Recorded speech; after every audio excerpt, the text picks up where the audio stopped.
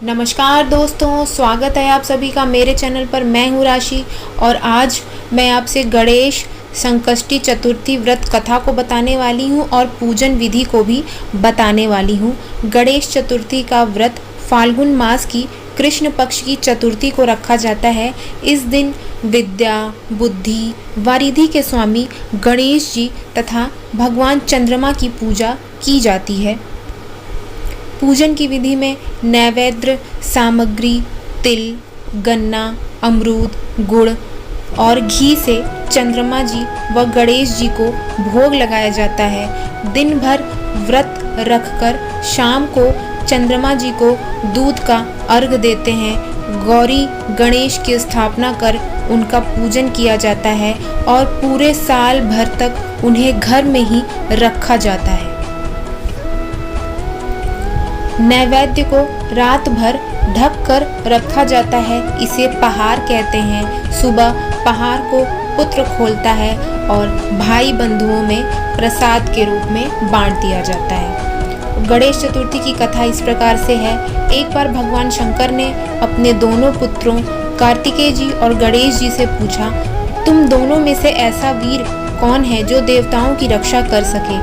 तब कार्तिकेय जी ने अपने आप को देवताओं का सेनापति प्रमाणित करते हुए देव रक्षा योग्य अधिकारी बताया। इसके बाद भगवान शंकर ने गणेश जी से पूछा।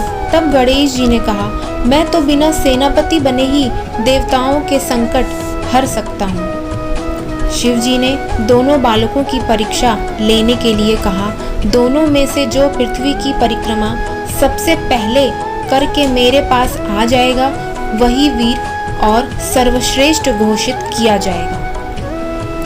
कार्तिकेय जी अपने वाहन मोर पर चढ़कर पृथ्वी की परिक्रमा करने चल पड़े।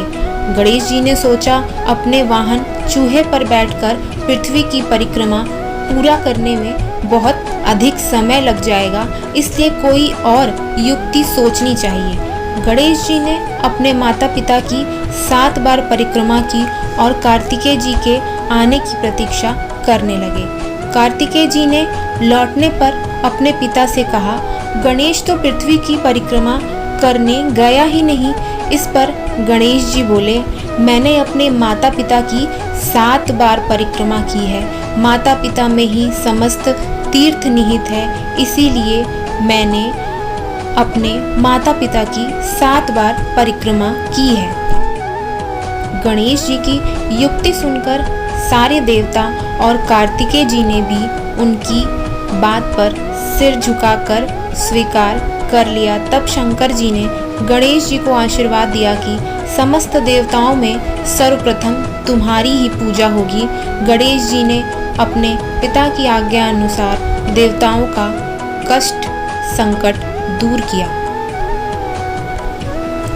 देवताओं के संकट को दूर करने के बाद भगवान शंकर जी ने गणेश जी को आशीर्वाद दिया और कहा कि चतुर्थी तिथि के दिन चंद्रमा तुम्हारे मस्तक पर ताज बनकर पूरे विश्व को शीतलता प्रदान करा करेगा।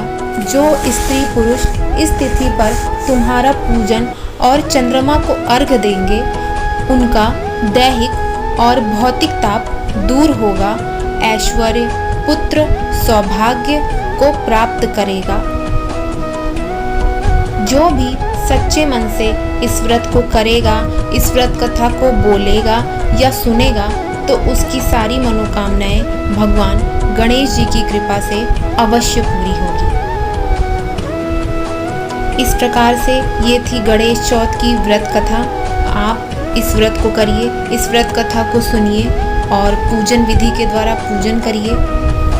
और अगर आपको मेरी ये वीडियो पसंद आई हो तो इसको लाइक करें, चैनल को सब्सक्राइब एंड शेयर करें, बेल आइकन को प्रेस करें, जिससे मेरी अगली आने वाली वीडियोस की नोटिफिकेशन आपको मिलती रहे। मैं मिलती हूँ आप सबसे अपनी अगली वीडियो में। तब तक के लिए अपना बहुत सारा ख्याल रखें, स्वस्थ रहें, खुश रहें। नमस्कार।